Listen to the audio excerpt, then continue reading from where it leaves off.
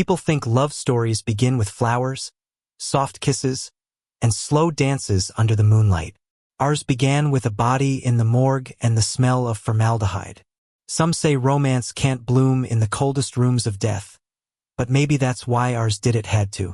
I met Adrian on one of those nights when grief felt too heavy for anyone else to carry. He was bent over a body, the harsh white lights turning his sharp cheekbones into something carved from marble. He didn't even look up when I walked in. His gloved hands moved with a precision that was almost obsessive, as if he believed stitching the dead back together could somehow fix the living. "You shouldn't be here," he muttered without turning around. His voice was low, gravelly, the kind of voice that carried exhaustion deep in its bones. "I didn't come for the body," I replied. "I came for you." That got his attention.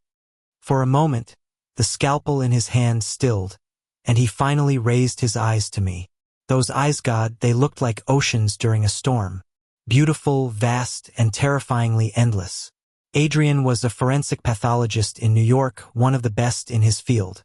But he was also haunted by what he saw, by what he couldn't unsee, and maybe by something deeper, something buried far before I ever walked into his world. People called him cold, detached, brilliant but unapproachable. But I saw the cracks. I saw the way his hands trembled just before he touched a lifeless wrist. I saw the shadows that followed him home. And for reasons I didn't fully understand then, I couldn't walk away. At first, he pushed me out of his life as much as he pulled me in. Nights would pass when he wouldn't come home until dawn, smelling of antiseptic and sorrow. Other times, he'd lie beside me in bed, stiff as if even sleep was too intimate. I'd reach out to touch him, and he'd flinch, never away from me exactly, but away from something inside himself. "Adrian," I whispered one night, my fingers tracing the outline of his jaw. "You don't have to carry it alone." His answer was a bitter laugh. "You have no idea what I carry." But I wanted to. God, I wanted to. The more I learned about his work, the more I realized it wasn't just science for him. It was penance. Each autopsy wasn't simply about finding answers, it was about silencing demons. He treated every body like it was a confession, every wound like a secret he had to unravel. And at times, I wondered if he even wanted to be healed. The first real crack between us came after the Rivera case. A young boy, 12 years old, found in an alleyway. It wasn't just the tragedy, it was the brutality. I remember finding Adrian in the morgue long after his shift had ended, still standing over the small body. His eyes were rimmed red, his fists clenched at his sides. "They don't see him," he whispered, almost to himself. "They'll put his name in a report, close the file, move on. But I see him. I hear him." I stepped closer, reaching for him. "Adrian, you've done what you can. You gave him a voice when no one else would. But he didn't hear me. Or maybe he refused to." That night, he disappeared into his work for days, shutting me out completely. When he finally came home, he looked worse than the corpses he examined, hollow, drained, unraveling. I wanted to scream at him. I wanted to grab him by the shoulders and make him see me, see us, see life outside of the dead. But instead, I sat him down, made him tea he didn't drink, and wrapped a blanket around him he didn't ask for. And then, slowly, he leaned into me, just barely, like a man learning how to fall without breaking. We never had a conventional relationship. Our dates weren't candlelit dinners but long drives to nowhere, Adrian staring out the window as though the world outside was safer than the one inside his head. Sometimes we'd walk through Central Park, and he'd tell me stories not about his childhood or his dreams, but about the dead, their stories, their silenced voices. And yet, somehow, even that was intimate. It was as if the only way he knew how to be vulnerable was to carry someone else's pain. And maybe that's why I stayed, because someone had to carry his. The turning point came when the past clawed its way back into our present. It wasn't a case, not exactly, it was personal. Adrian's younger brother, Michael. I hadn't even known he had one. Not until the name slipped into conversation with a detective. The way Adrian froze, the way his face hardened, told me everything I needed to know. This was the ghost that had been haunting him all along. Michael had died when they were teenagers. A hit and run, unsolved, swept under the rug like too many tragedies in their small town.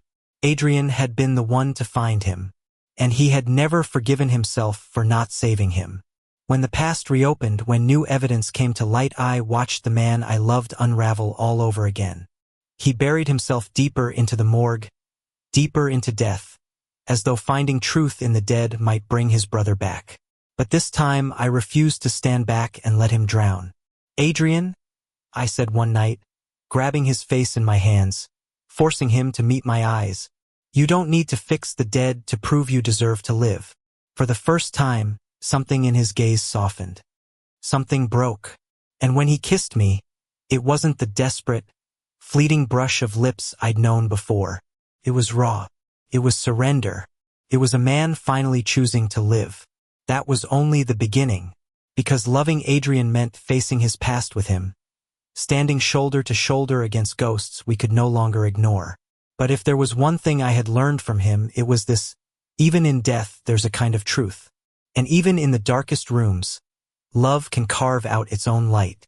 The case of Michael's death became more than an investigation. It became a test of us, of him, of whether love could stand against grief sharpened by years of silence. Adrian grew restless in ways I hadn't seen before. He was no longer only working with the dead. He was working against time, against memory.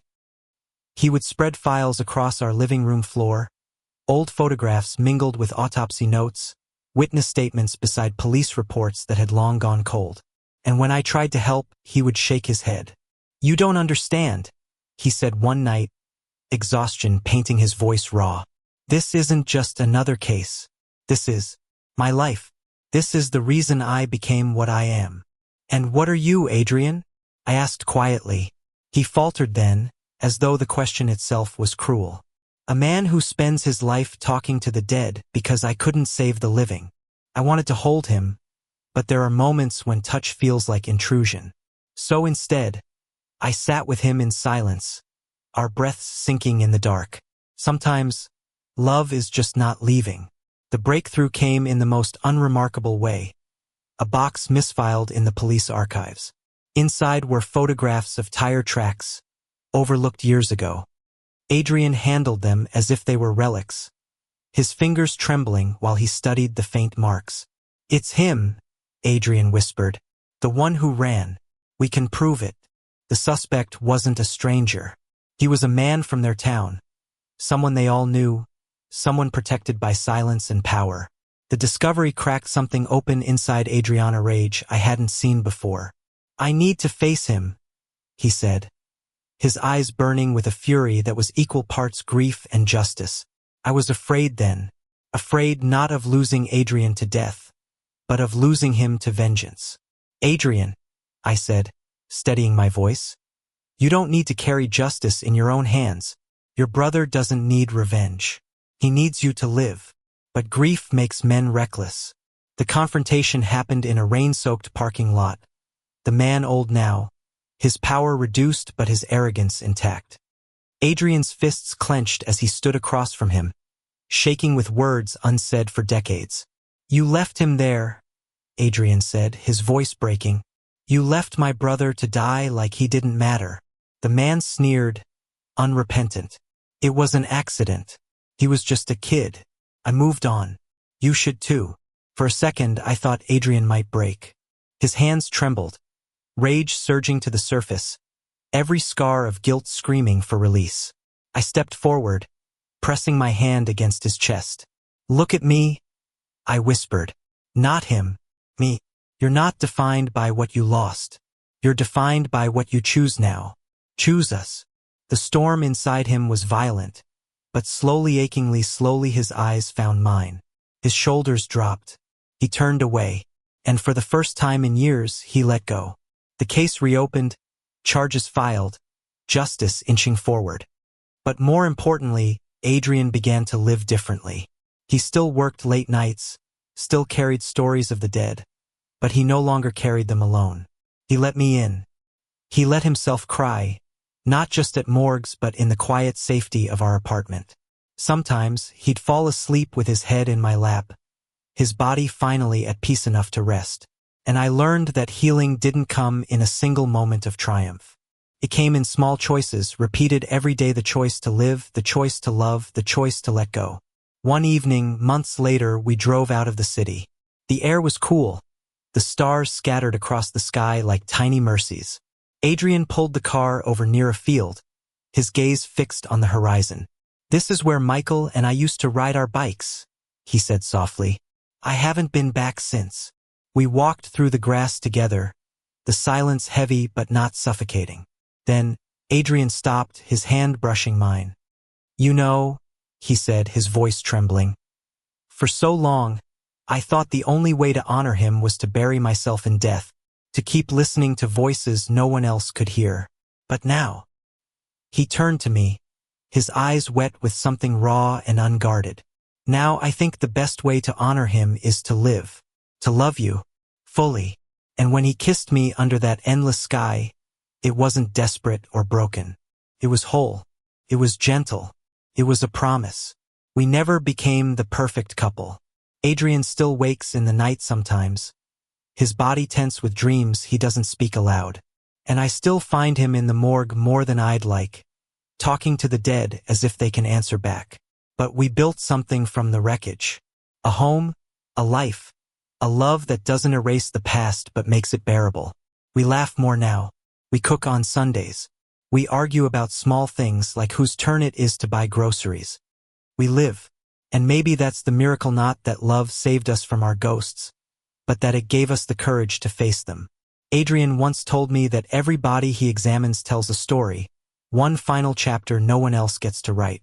Maybe ours isn't finished yet, but if love is the ink, then I know we'll keep writing page by page, day by day, together. Because in the end, the past didn't destroy us. It bound us. And love, messy, painful, relentless love taught us that even the most haunted hearts can find their way home. Thank you for listening. Don't forget to like and subscribe to stay updated with the latest videos.